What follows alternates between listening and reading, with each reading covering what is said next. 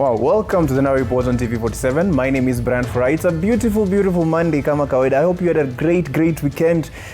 Brazil did not, yes, so waligongwa. I did not see that coming. Yes, other than Argentina, the other team that I greatly support is Brazil, and naona wametolewa. But ni sawa, hacha tupige kazi before we start celebrating events that the director said have to be told. Kama ujui, you have the duration of this show to figure out what it is before niwaambie show ikisha, sawa. Now, the state-backed push to fund Kenya's development has sparked a massive nationwide debate over citizen piggy banks. At National Ushirika Day, Deputy President Kithure Kindiki confirmed plans to mobilize the 1 trillion shilling pool held by over 8 million SACCO members to help fuel the newly established National Infrastructure Fund, which aims to hit 5 trillion over the next decade. Now, badala ya kuchukua foreign loans, the state wants to tap local capital by inviting teachers, police, and traders to voluntarily buy infrastructure bonds, promising a steady returns like traditional pension schemes. However, heavy pushback is mounting. Critics like Jimmy Onjigi and activist Cyprian Nyakundi wanna warn that tying up SACCO cash in long-term mega projects risk freezing daily liquidity for citizens who rely on those savings for emergency loans and fees, all while Kenyans stay choked under a 10 trillion shilling public debt load. And basically, nasema, if this actually goes through, if ever unapata you're in an emergency, utakosa pesa ya kulipa kwa hosi, but usijali barabara utatumia, itakuwa safi kabisa, because that is what they want to use your money for. Anyway, let's see how that will go.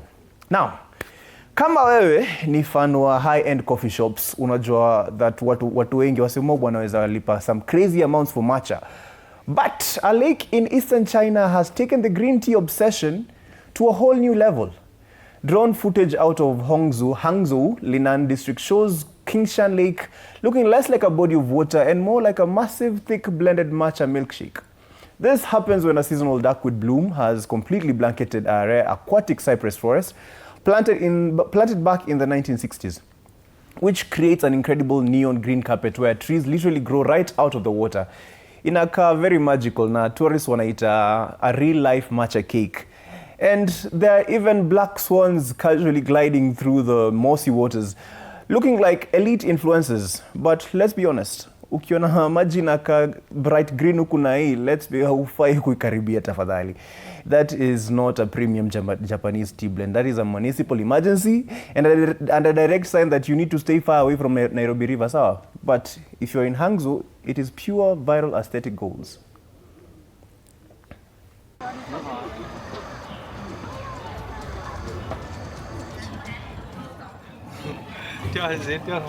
This is not much different from the photos.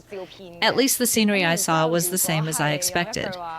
If I had to sum it up in one sentence, I would say, if Qianlong had come here back then, he definitely would have found this place amazing. I think there is really no difference, because all the photos online are exactly what you are seeing now. The matcha cake look is completely real. It's entirely green, so I find it truly beautiful. Oh, it actually does look quite beautiful, doesn't it? Najua kuna wengi wanataka kwenda pale, but we don't have that in Kenya as far as I know. So mrudi tu tena uangalie, it will be on YouTube, utaiona tena hiyo video tena, just to enjoy it now. Over in Mexico, America's only giant panda just celebrated her 36th year birthday now. In human age perspective, that is about 100 years. That is crazy. That is up there with the numbers. But tukieka, maybe walifika, for common animals, they normally pass about 20 years old, which is teenagers kwa maboys wetu, yani vijana. And teenagers, that is basically the age where these pandas tend to pass. So this is actually a record-breaking age. It's literally the oldest in the world. Na ako wapi? Ako Mexico City now. Shinshin has looked at the average life expectancy na amesema not today, like time yake ijafika. Officials wazoo wana attribute her record-breaking longevity to a flawless daily routine. She eats premium bamboo, sleeps for 12 hours straight, and completely ignores the general public. That isn't just a healthy routine that for a panda. That is the exact lifestyle description ye tunaitanga soft life. The only problem is, in this current economy, that schedule is financially catastrophic. if a hustler hapa Nairobi ajaribu kulala for 12 hours a day and she ignores everyone else in public, you don't get a custom birthday cake. In fact, utapata na padlock kwa mlango, missed calls 10 from your boss, and of course a text from your M-Pesa about your overdue Fuliza balance. Shinshin is out here surviving inflation, fuel prices, and of course corporate anxiety by simply refusing to participate in capitalism. Now, very big happy birthday to the undisputed queen of the financial peace.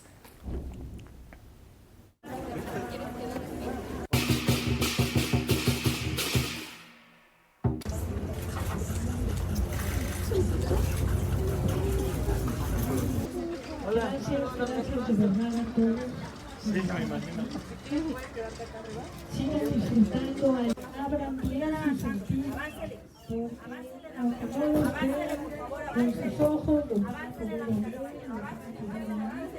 los van a ver interesantes. Dentro del centro de conservación tenemos más de 1,200 animales. A whole birthday cake, that's a very happy panda. Now, kama ushawahi deal na hawa wase wakupatia na madeni huku nje, you know the drill ukidefault. If you know, now you get missed calls within you get what, 10 missed calls within an hour? From different numbers, of course, from the same agency, just because umechelewa na tawa yao. But in the US, thousands of families just got the ultimate financial plot twist, thanks to a local church acting as a reverse debt collector. Common Ground Church caught wind of the fact that hospitals sell unpaid medical bills to collection agencies for a tiny fraction of the actual cost. So, the church beat the collectors to the punch. They simply bought the debt portfolios themselves, but instead of blacklisting people or maybe threatening legal action, they just threw the bills into the shredder. Now, in a world where medical emergencies can financially ruin a family or for a decade, this group really proved that sometimes the best way to ministry isn't building a bigger sanctuary; it's simply clearing the system's ledger. Yeah, and I wonder if that is possible in our country. I'll have to do great research on that. Nijue kama if that is possible, and if so, if the church catches wind of that, what will they do? Ni maswali tu nauliza, guys. Ni maswali tu. Getting a squad of human football fans to agree on anything is hard enough. Lakini, kuna jamaa South America mwenye completely coordinate a pack of 13 dogs with World Cup fever at an all-time high. This professional walker customized miniature jerseys for his entire canine crew. Now, when they hit the streets for their daily walk, they looked exactly like a national team, walking out of the tunnel for a great game, a final match. It is the ultimate level of dedication. Most pet owners can barely get one animal to sit still for a phone picture, but this guy has a whole 13-dog roster completely locked in for the tournament.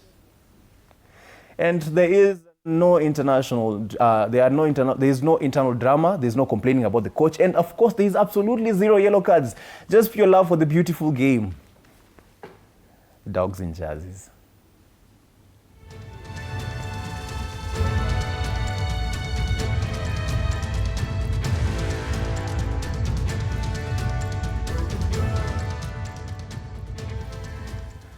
Wanasemanga Messi is the GOAT. Saizi naona. Anyways, by the way, msijaribu hiyo mchezo na Bosco kunje, sawa? Mtapenda.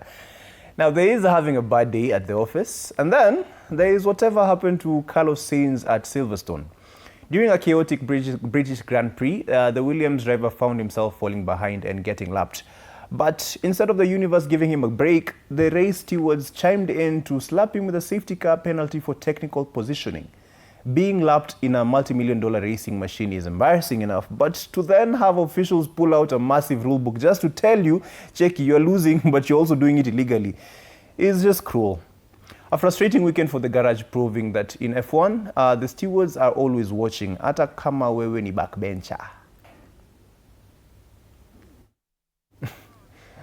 But si wangengoja, it's not like alikuwa anashinda, guys. Saa zingine urumianga mse. Anyways, July is officially here, and for global leaders, it's time to start showing off some fresh gear.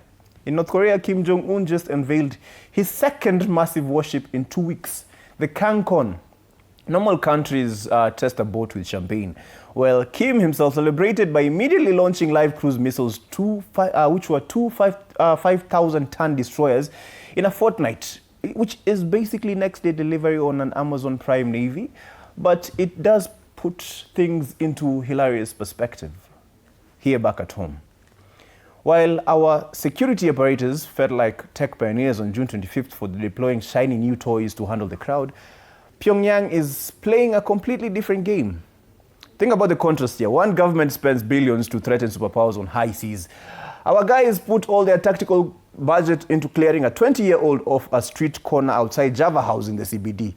One guy is trying to fight the UN's Navy. Well, our guy spent the 25th trying to fight TikTokers. Same exact energy, wildly different budgets.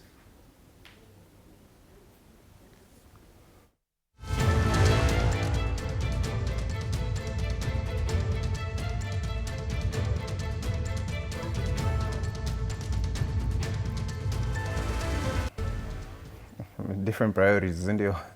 Different priorities.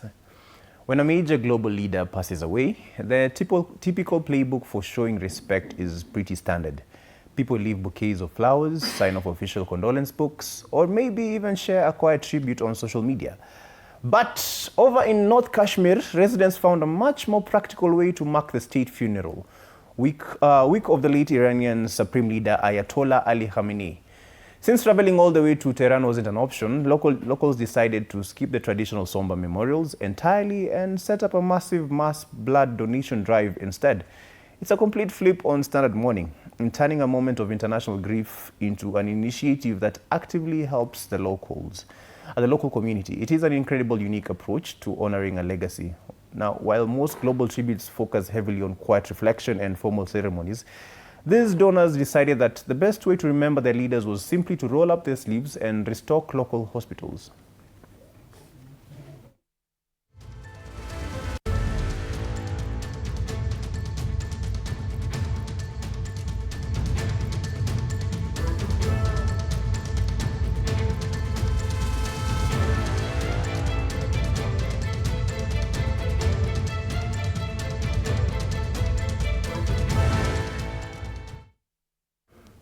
Well, it's being done for a good cause, so I am in full support of that, yes, helping those in need. If you're tired of long-winded diplomatic speeches where politicians say absolutely nothing for 2 hours, China and Africa just showed everyone how to hold a meeting that actually hits the right note. The city of Changde just wrapped up the China-Africa Drum Music Heritage Exchange.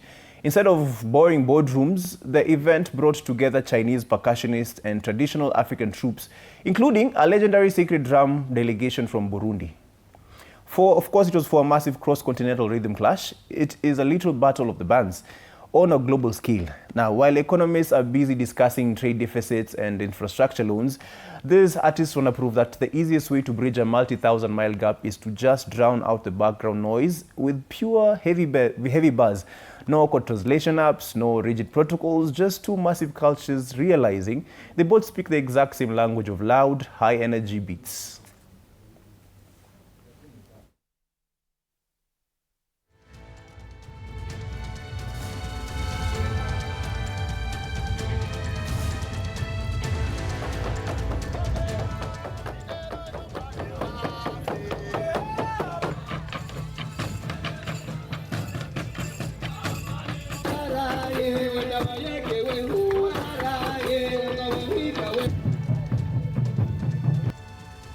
Yes, as I promised at the beginning, I've been made aware. I have to tell you, it is World Kissing Day. So kama alikuwa mtu wako alikuwa amehajui hiyo story bana, mwambie akununulie kitu, si ndio? Anyway, you take care, have a lovely day. Tutaonana tena kesho. But jioni msisahau, the Now Report is back again with Daddy Mato. Now, of course, after me, it's TV47 at 1. So stick around and you have a lovely day.